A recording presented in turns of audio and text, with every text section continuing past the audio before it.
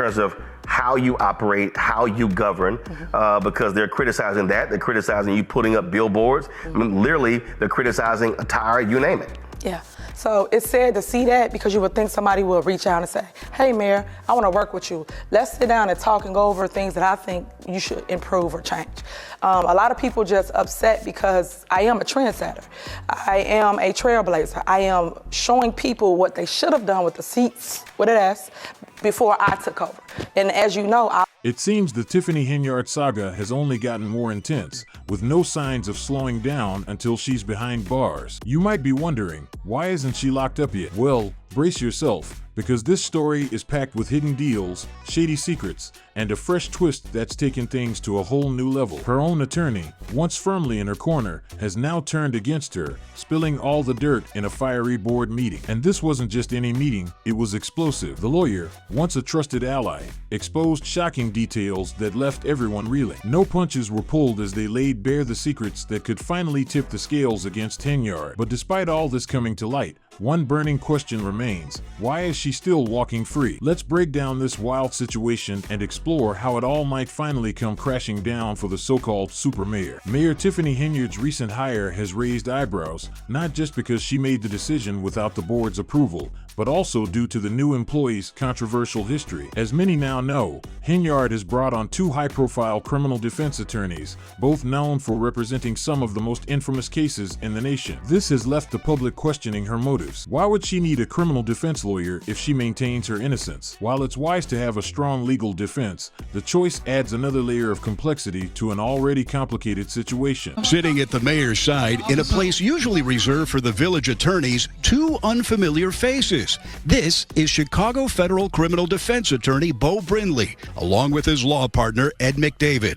The work done by Daryl McDavid and Robert Kelly's lawyers, Edward Jensen and Jerry Margolis, was great work. McDavid and others knew of Kelly's sexual contact and sexual acts with minors. They did a great job. Kelly, McDavid, and others agreed to pay money and caused money to be paid on Kelly's behalf to victims, witnesses, and others. They did the right thing. $250,000 to a minor to return a sex tape, $170,000 to cancel a press conference.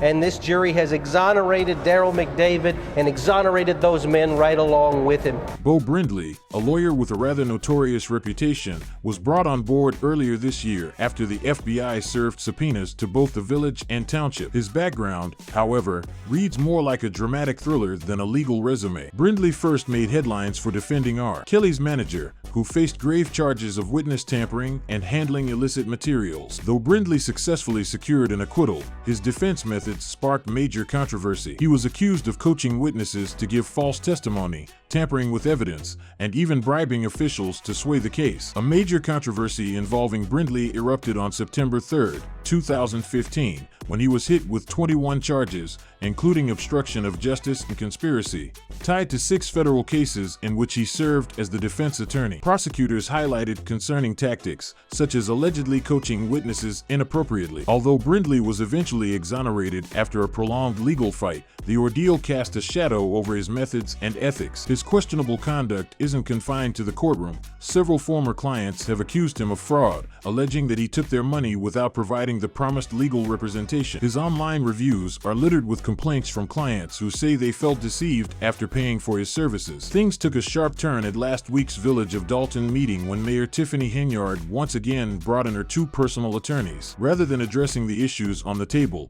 criminal defense lawyers Beau Brindley and Ed McDavid took the floor, speaking to the few attendees present. Instead of focusing on the matters at hand, they pivoted to defending Henyard, casting her as the lone victim while portraying everyone else as corrupt.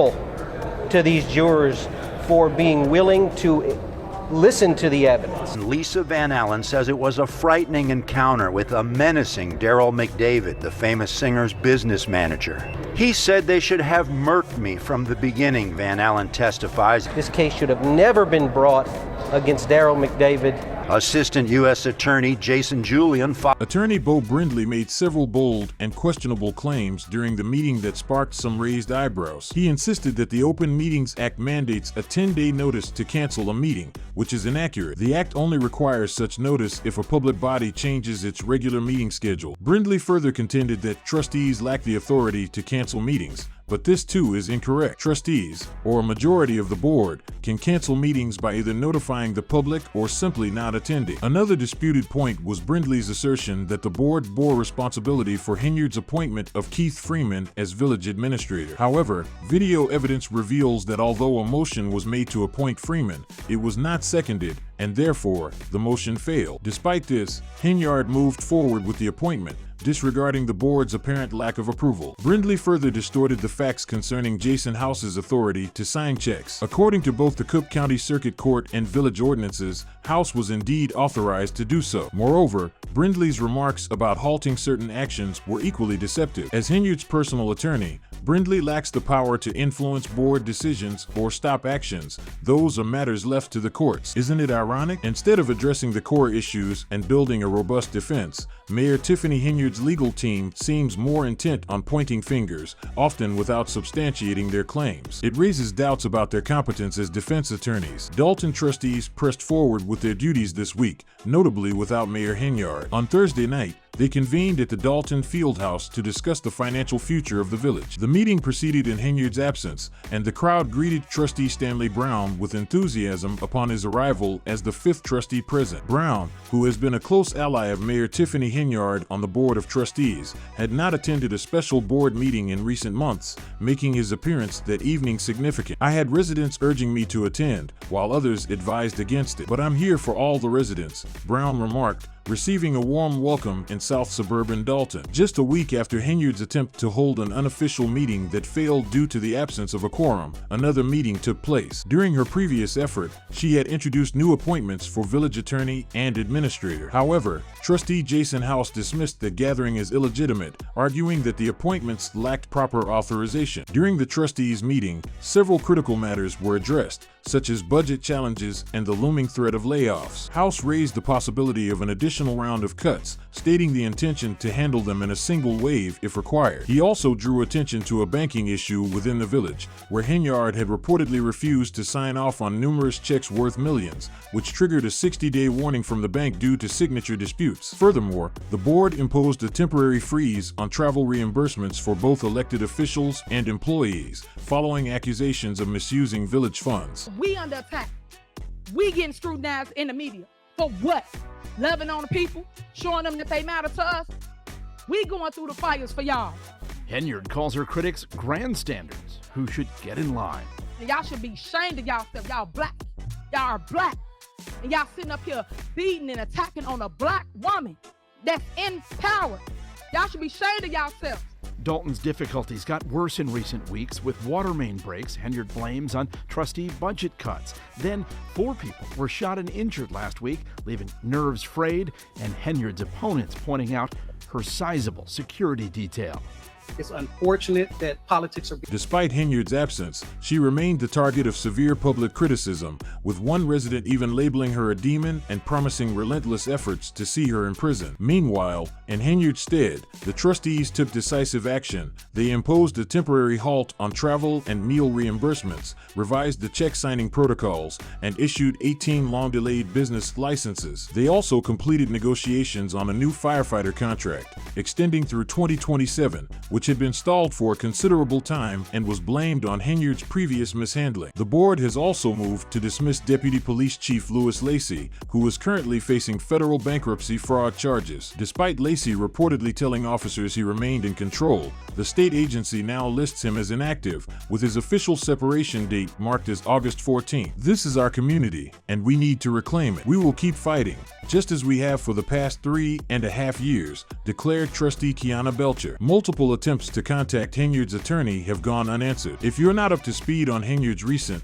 heavily pushed meeting, "Let me fill you in." During the heated session, Henyard clashed with Thornton Township trustees, who opted to cancel major events like Gospel Fest and House Fest, citing concerns over reckless spending. Henyard, under scrutiny for her handling of finances, recently erupted at trustees Chris Gonzalez, Carmen Carlisle, and Gerald Jones. She claimed that the issues in question predated her tenure and insisted they should remain scheduled. While the trustees did sanction a scaled-back budget for the tech-savvy event aimed at technology training, they remained firm on reducing costs due to the absence of an approved budget. A new policy, enacted last month, mandates trustee approval for event expenditures. Henyard attempted to push through her own meeting to authorize events and adjust the rules, but none of the trustees attended. The situation intensified when the trustees declined to settle bills they deemed indicative of Henyard's extravagant spending. In a stunning turn of events, Henyard insisted that every expense be read aloud, only to reveal her office's failure to adhere to new audit regulations and obtain board approval for contracts. This move backfired spectacularly, exposing her mismanagement. Yet,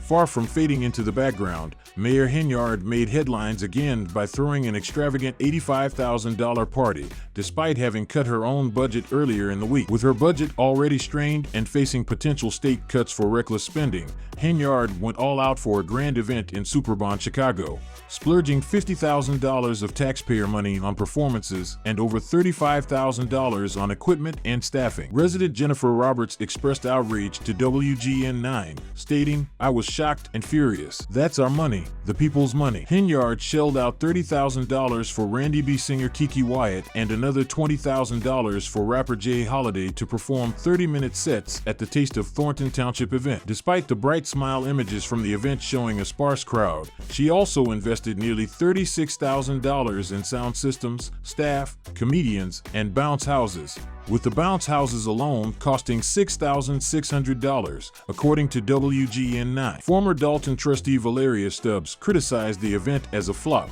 noting that only around 70 people attended. Stubbs accused Henyard of using taxpayer dollars to enhance her own image. Resident Sherbritten added that Tiffany Henyard is a narcissist who is fighting fiercely, like an MMA fighter, to avoid accountability. Many of the contracts for the event were signed before the town's trustees established new spending controls.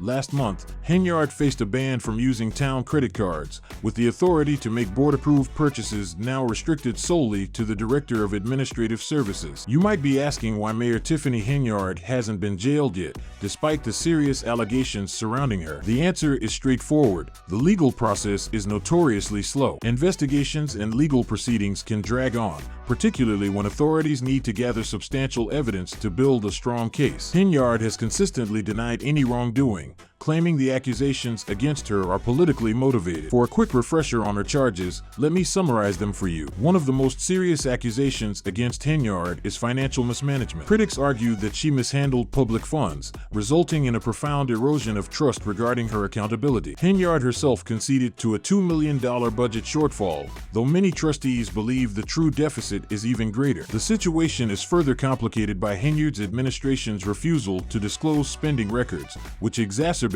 the issue. This lack of transparency is particularly troubling as it contravenes state laws designed to ensure public access to financial information, underscoring the public's right to know how their money is being spent. Even when the Illinois Attorney General's office demanded that the village release the documents, Henyard and her team continued to resist, sparking even more questions about their spending. WGN News decided to take matters into their own hands, filing a lawsuit in Cook County Circuit Court to compel the village to disclose the financial records. Eventually, a judge ruled in favor of releasing various documents, including credit card statements. What these records unveiled was startling. From July to November 2023, Henyard and her administration used tens of thousands of taxpayer dollars on extravagances such as first-class flights, luxury hotels, fine dining, and personal shopping sprees. One particularly egregious example was a 5-day trip to Austin, Texas in July 2023, where Henyard, her top aide Keith Freeman,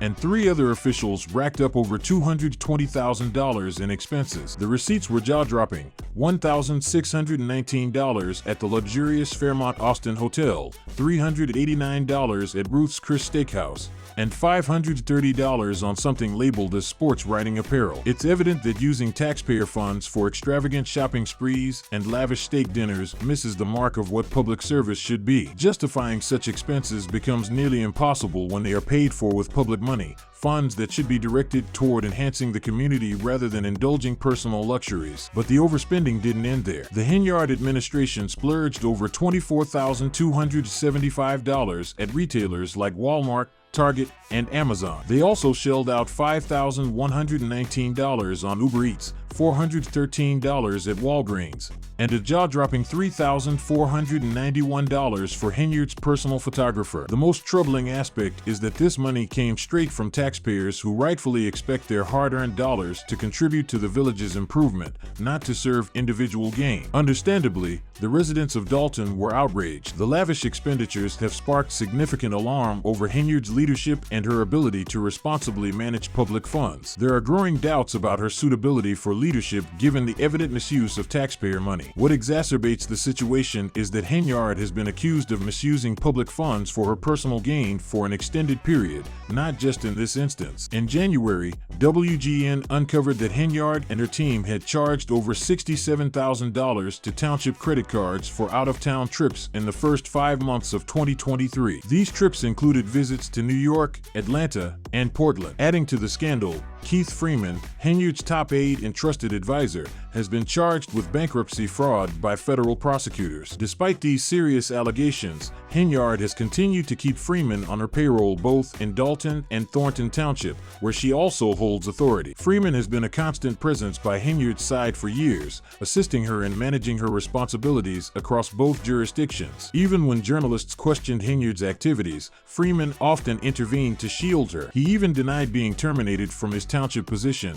despite official records to the contrary. This kind of behavior only deepens concerns about the ethics and transparency of Henyard's administration, highlighting issues beyond just financial mismanagement and dubious associations. Under Henyard's tenure as mayor, existing problems have only been exacerbated. Numerous local businesses, including Lawrence Gardner's trucking company, have been forced to close due to unresolved licensing disputes. Gardner's business has been dormant since January 2023, following accusations from the village that he was selling alcohol without a license at one of his events, a claim Gardner denies. He has since secured a favorable ruling, but suspects that Henyard's administration might have had ulterior motives for targeting him. Last year, a Fox 32 investigation followed Henyard's detail as Dalton police officers drove her from morning till night, often to her second taxpayer-funded job as Thornton Township Supervisor in South Holland.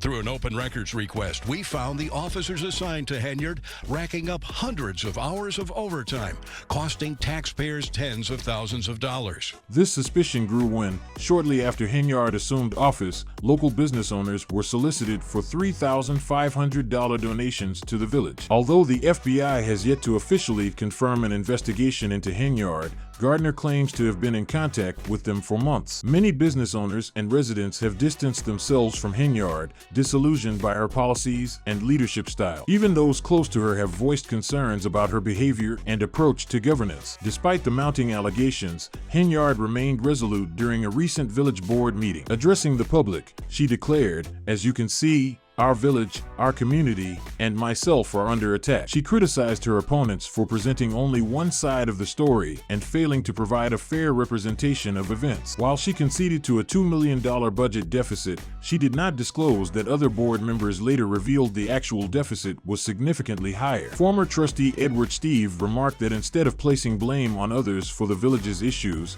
Henyard should introspect and assess her own role. Additionally, Henyard has faced accusations of stifling dissent. Notably, former village trustee Valeria Stubbs, who publicly criticized Henyard, later had 2 of her tenants' vehicles vandalized, an act allegedly orchestrated by Henyard's associates. As if the financial scandals weren't enough, Henyard is now embroiled in a far more troubling situation. A civil lawsuit filed in April 2024, has accused Henyard and a village trustee of serious misconduct during a work trip to Las Vegas. The lawsuit alleges that the former assistant was sexually assaulted by the trustee. The assistant reports that after dinner with the trustee, she began to feel disoriented and extremely fatigued. She later woke up in the trustee's hotel room with no recollection of how she arrived there and was in significant physical pain. So your critics say that you have a significant security detail. First of all, how large is your police department in Dalton, and what is your security detail? So we have about 45 officers in our village. My security is warranted due to the fact of threats and things of that nature, but what people are not stating is it's in our CBA. That's our collective bargaining agreement. That's our union contract. So it comes with the seat. That's what people are not saying. I didn't make this up. I didn't just create this and say, I want security. The situation is further complicated by a separate complaint filed by Officer Brian Miles, a member of Henyard's $1 million security detail. Miles claims that during a FaceTime call on the night of the incident, the trustee boasted about the assault. According to Miles, the trustee even showed him a bed where a partially undressed woman could be seen adjusting or removing her clothing. During the call, Miles was visibly shaken, questioning whether the woman involved could have genuinely consented to the events. According to the former assistant, when she and a police officer reported the misconduct to Henyard, the mayor appeared astonished and vowed to address the issue. However, rather than supporting his employee, Henyard allegedly placed the woman on unpaid medical leave without her consent, effectively silencing her. This move has sparked widespread outrage, with many calling for Henyard's resignation. Meanwhile, the trustee implicated in the incident has denied the allegations, claiming he was merely trying to assist an inebriated colleague. Yet, evidence from the lawsuit, including a FaceTime call where the trustee purportedly boasted about the incident, paints a far more sinister picture. As Henyard's scandals continue to unravel, her decision to hire Bo Brindley, a lawyer with a controversial background, has only fueled further criticism. Brindley's past involvement in high-profile cases like R. Kelly's and his recent legal blunders have raised eyebrows about Henyard's judgment, given the stakes involved. With these mounting controversies, many are questioning whether Henyard's tenure as mayor is nearing its end. So, that's all from today's video. If you enjoyed it, remember to leave a like, subscribe, and ring that bell icon so you never miss our upcoming videos. And don't forget to share your thoughts in the comments section.